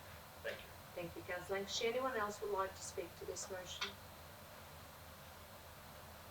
I put this motion to vote. All in favour, please raise your hands. I declare this motion carried. 12.7 State Government Investment Forms, May 2021 update. Mr Neil Whiteside. Thank you, Madam Mayor. The purpose of this report is to provide Council with an update on the state government waste reforms and the anticipated impacts on the Brimbank's curbside waste and recycling collection service. A waste reform issues paper has been prepared and is an attachment 1 to the report, detailing issues that will need to be considered prior to the transition to a 4-bin system, including indicative transitional costs and timing. Given there are a number of aspects of state government waste reforms that are still to be determined, including funding support from local government, for local government to implement the 4-bin system, Council officers will continue to monitor the implementation. A further report will be presented to Council as further information is provided by the state government. Thank you. Thank you, councillors. Are there any questions for Director? Put this motion to vote. Is there a mover for the motion? Thank you, Councillor. Is there a seconder? Thank you, Councillor Papalia. Councillor Takis, would you like to speak to this motion? Sure, Madam Mayor. Madam Mayor, these are a massive suite of overdue reforms and are great, but they will have a huge cost burden to our council community. It is therefore imperative that the transition costs are not borne by this council, but that council has actively lobbied for in the past and continue to lobby for greater recycling and less reliance on landfills and improved diversion rates, container deposit system, minimising hard waste through our Click and Organise new process, encouraging garage sales to reduce waste and increase recycling of clothing and other items, offering subsidised compost bins, which has been quite successful, and aim to use clean energy and reduce emissions, and much, much more things that we have been pushing through our Waste Management Consultative Committee, which I was honoured to serve on with other councillors, but to continue it and to aim to reduce our reliance on landfills. Madam Mayor, the cost of this overall transition will be in the millions. It's not a cost burden that this council or our ratepayers should carry. Why? Because this council has carried this state's waste burden on its back for decades and paid millions in landfill levies. And should we carry these reforms? No. It must be paid out by the Sustainability Fund. The Sustainability Fund is a fund that we have been contributing to millions of dollars for decades and was purposely put together to ensure that these kind of reforms are supported and also subsidised. So whilst I support this officer's recommendation and the fantastic work that Neil Whiteside and his team does, I refuse that this council continue to carry Victoria's garbage, landfills and expansions of toxic waste, and that the Sustainability Fund and the state government appoints the Sustainability Fund to pick up this tab. Our community should not have to pay through our rates for further reforms. These reforms should be paid for. So I commend this to the council, and that that we continue to push for the fantastic reforms under Neil's guidance. Thank you. Thank you, Councillor Tuckers. Councillor Papali, would you like to speak to this question? Yes, thank you, Madam Mayor. As a sustainable Greenbank portfolio champion, I thought I'd just cover a couple of things in this report. So the report outlines the proposed state government waste reforms and associated impacts on Greenbank's curbside waste and recycling collection services. The policy outlines reform to establish a recycling system that Victorians can rely on and aims to transform how the economy uses materials and how the state reuses, repairs and recycles.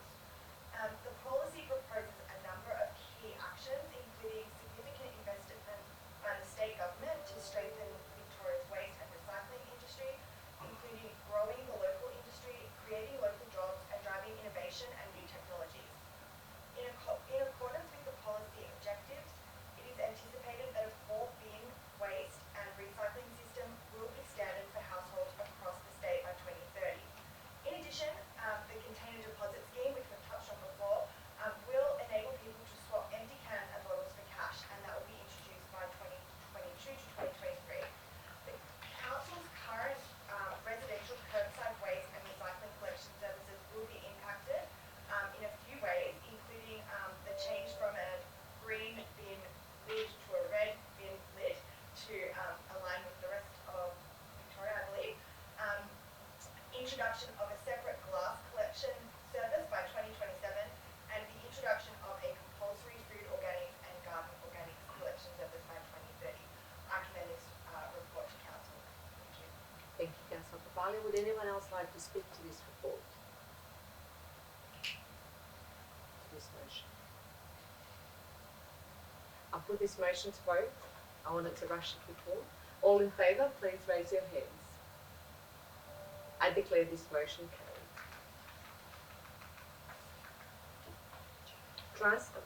12.8 Transfer of part of land at Talmadge Street, Albion, as part of the Sunbury Rail Line upgrade. Madam Mayor, I have a conflict of interest. I have provided written notice to the CEO of that.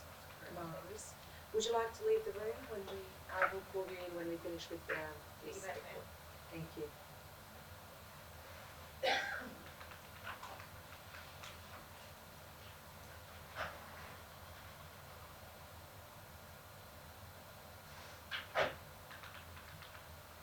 Mr.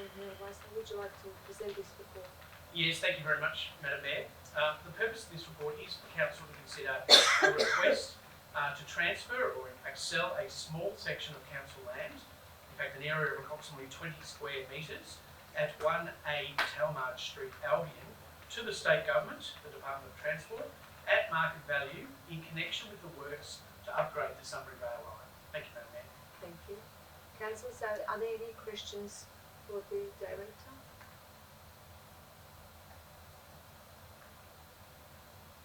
Is there a mover of the motion? Thank you, Councillor Ward. I move the motion as per business papers. Thank you. Is there a seconder? Thank you, Councillor David. Councillor Ward, would you like to speak to this motion? Yes, thank you, Madam Mayor. Late 2020, the state government's rail project Victoria has requested council's agreement to transfer, that is sell, a small portion of underdeveloped land at 1A Talmadge Street, Albion, to the Department of Transport. The Sunbury line upgrade includes a range of enhancements. This requires the construction of a new substation at Talmadge Street, Albion. Council officers have been working closely with the Rail Projects Victoria on the design of the proposed substation. The need to install a ring main unit to supply sufficient power to be placed in part on land owned by council due to this design constraints is highlighted in this report. The land in question is 20 square meters. The selling and transferring of this small area is not considered to have a significant impact on the council's owned land. Indeed, the benefits to install this substation highly outweighs the loss of this open space. I therefore commend this report to council. Thank you, Councillor Ward. Councillor David, would you like to speak to this one? I think Councillor Ward covered everything, Madam Mayor. It's only 20 square meters of land, so I think we have to do the right thing and allow them to go through. Yes. Thank you. Thank you. Would anyone else like to speak? I'll put this motion to vote. All in favour, please raise your hands. I declare this motion carried.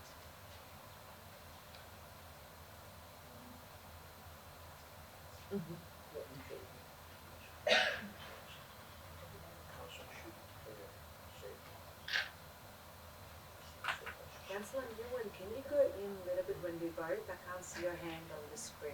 Thank you.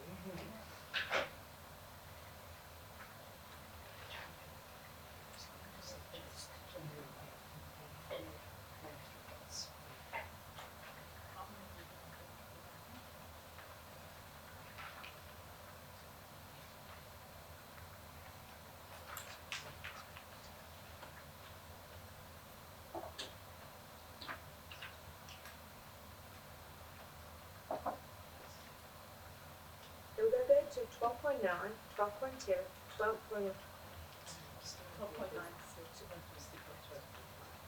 Deer Park Rail Corridor Level Crossing Removal Project, May 2021, update with Mr. Neil Whiteside. Thank you, Madam Mayor.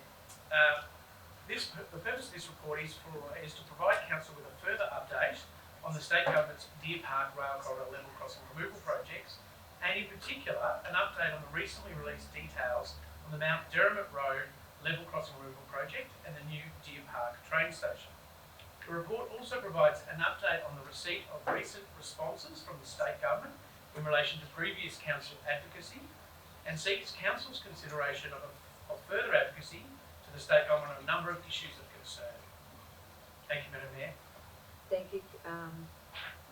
Councillors, are there any questions of the clarification for Director? Is there a mover? Councillor Ward? I move the motion as per business papers, Madam Mayor. Is there a seconder? Yes, Councillor Ward.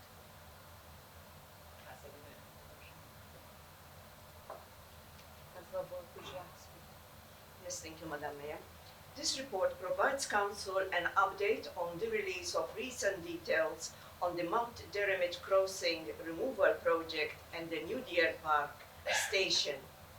There are a number of positive aspects to the level crossing removal project's team's initial concept design. However, there is an opportunity to further apply the urban design principles to seek ongoing design development to deliver a more responsive and responsible outcome for the Deer Park train station precinct. The initial concept design appears to be lacking certain elements expected from a project of this scale and potentially exacerbating pre-existing issues.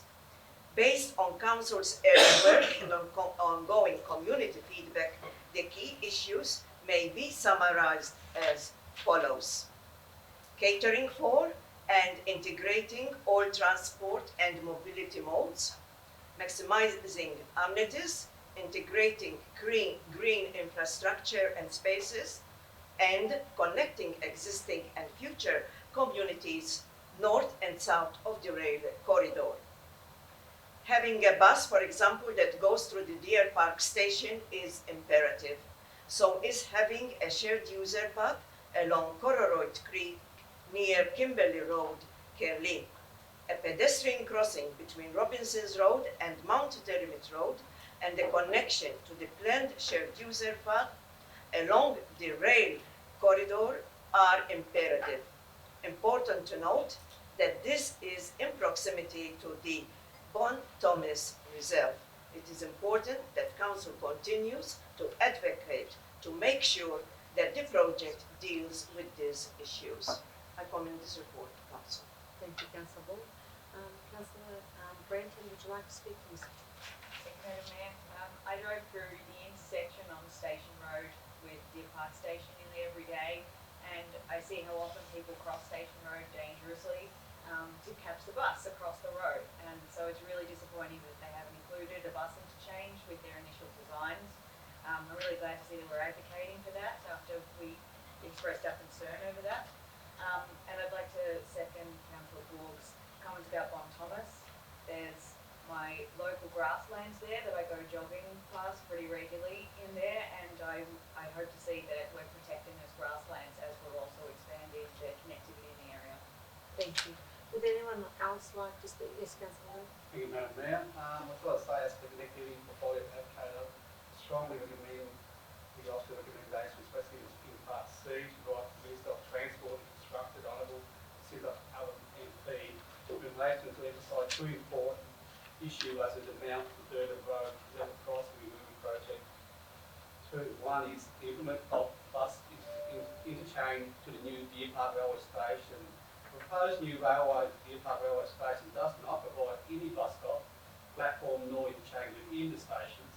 It has neglected and overlooked any connectivities in the construction of this multi-day railway station, delivering the government concept of safety, accessible and convenient connection of public transport system. The proposed railway station has left commuters. This includes Truman Cross, busy carriageway and under-metered for interchange between bus and train. Secondly, active transport. I would like to stress connectivity related to all mode transport and have a strong number moving towards active transportation. I hope the Minister of Transportation, our Honourable Senator Allen MP, would provide us a shared user path from Fowler Street to McDermott Road and from Robinson's to McDermott Road as part of the Deer Park Railway Corridor level crossing removal project. Thank you. Thank you. Would anyone else like to talk to? Yes, Councillor David. Madam Mayor, just to say, last Thursday I had the whole section of the Chair Road into Charles Street, the residents there calling me, and they wanted to see me very angry in reference to the Chair Road level crossing. The Croatian community had 3 gates, entrances from the Chair Road. The authorities have taken 2. The left one and the smaller one where they use that for the funerals and other functions they do have. However, they decided to come into Whiteside Avenue, a new entrance. And while I was there, I saw the workers, and I asked them, they told me it was temporary. It's a temporary gate there to allow the workers to go in and out, trucks, etc. Which I thought, yeah. But I went inside and saw the priest. And the priest is very angry, he doesn't want that there. The whole community, the Croatian community doesn't want another street there, another entrance. He gave me the plants and everything, and I saw that it wasn't just temporary, it's connected into the car park of the Croatian community. I finished up speaking to the two representatives of the Croatian community that do the conversation for communication day to day with the authorities in reference to this. Now, as it is, it will happen, but as I said, the Croatian community is very angry about it. The only thing I did, and I thanked the director near Whiteside Avenue, I spoke to him, and what we want to do is to make sure that a gate goes onto that section and be open, and that's what the Croatian community needs and wants.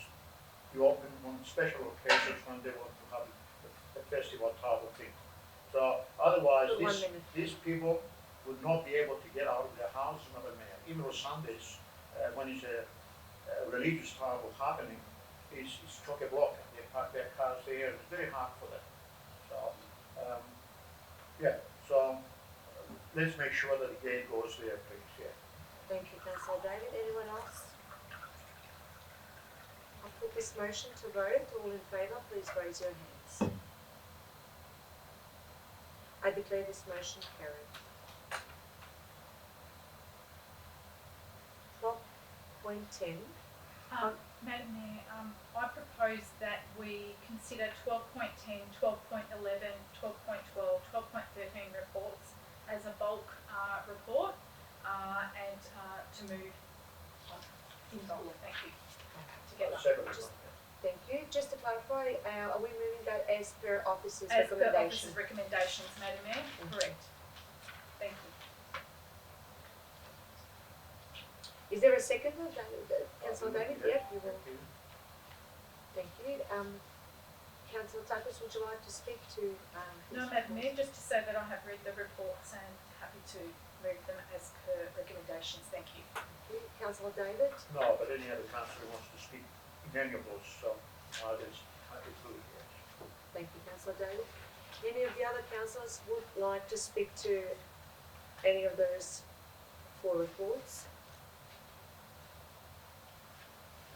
No? I'll put those reports to vote. All in favour, please raise your hands. I declare this carried.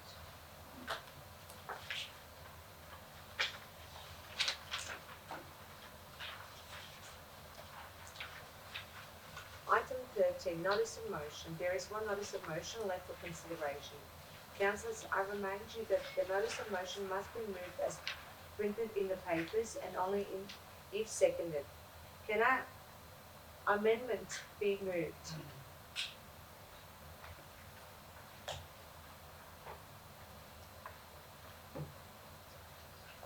Councillor Takis, I would like to invite you to present this notice of motion. Thank you, Madam Mayor. Thank you for the opportunity. I move the motion as per the business papers, Madam Mayor. Thank you. Do I have a seconder for this motion? Yes, Councillor Kerr?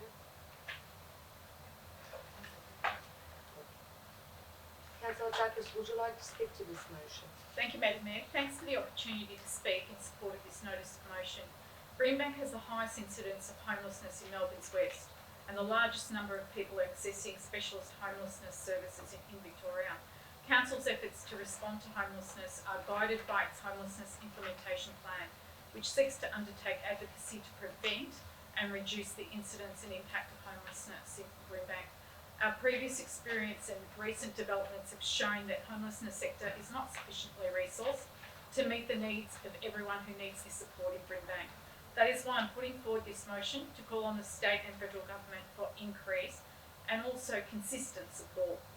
Prior to COVID-19 crisis, research commissioned by the council found that up to 80 people, if not more, sleep rough on any given night in Greenbank.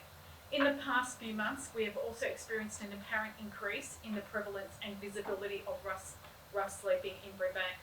Homelessness can be caused by a range of structural and personal factors, including housing affordability, increase in rental, insecure employment, mental health, family violence and personal trauma. The COVID-19 crisis has exacerbated many of these factors, and it is likely that homelessness will increase as government support is reduced, particularly in the JobKeeper program, higher rates of job seeker and subsidised hotel accommodation.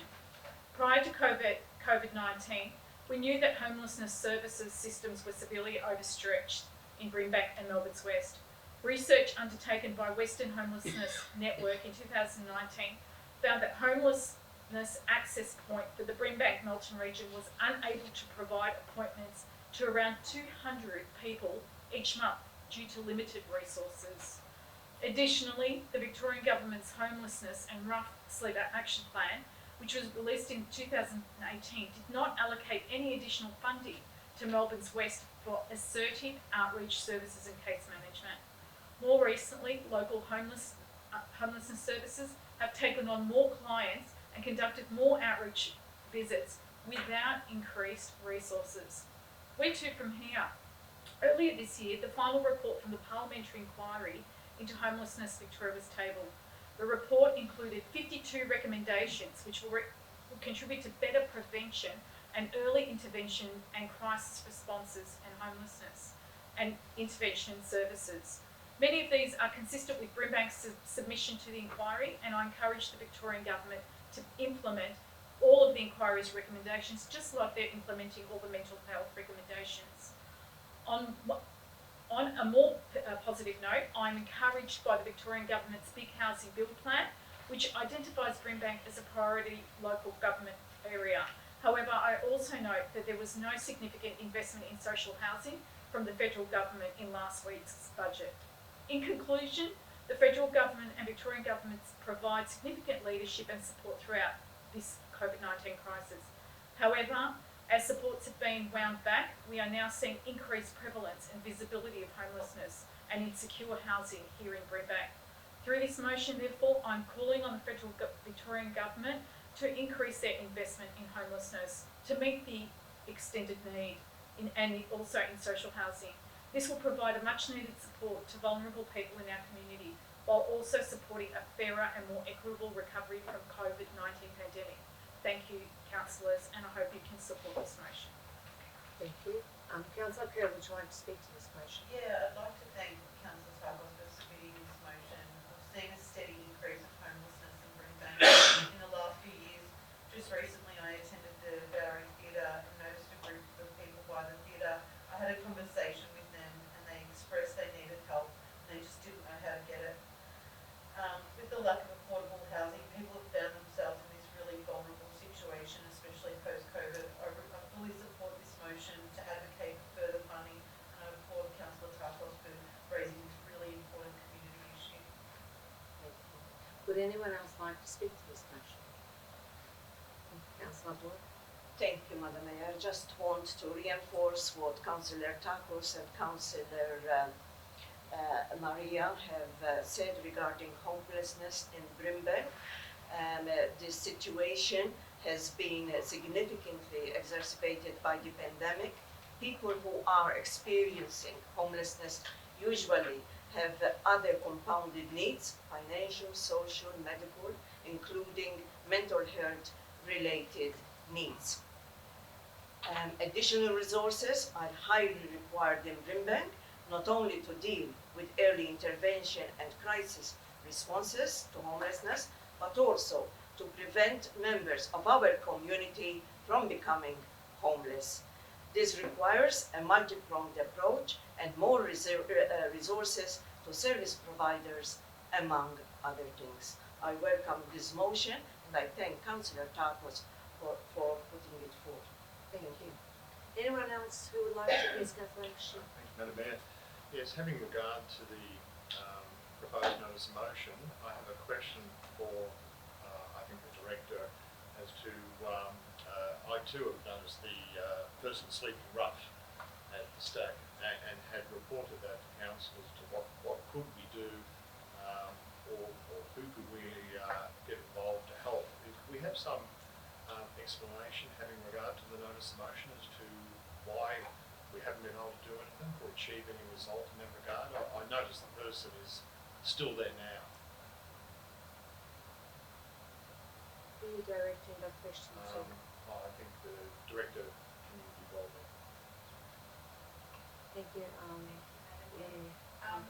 Thank you, Councillor Lancashire, for that question. I think we find that these particular situations, council has a role to, what we have been trying to do is connect some of the people that we're in contact with that are experiencing homelessness and rough sleeping, to connect them to some of the services that can assist them. We have been meeting regularly with some of the outreach services that are providing assistance in our region and in Brimbank around people that are experiencing homelessness. We also have that experience here at the Civic Centre around William as well. What we've found is a lot of these services are very stretched. It's some of them, there's not always a lot of options for people to go into emergency accommodation as well. We also know that some of these people that are rough sleeping are experiencing very complex issues, and so it is I guess something that we have to, connect those services as best we can to them. But in council's domain, we don't have anything, that we can do to certainly first force anyone to take up the services that are offered, but we certainly connect and work with local services as best we can to assist people. Thank you for that. Thank you, Councillor Lancashire. Anyone else who would like to speak to this? I'll put this motion to vote. All in favour, please raise your hands. I declare this motion carried. Item 14, notice of motion rescission. There are no rescission motions. Item 15, urgent businesses.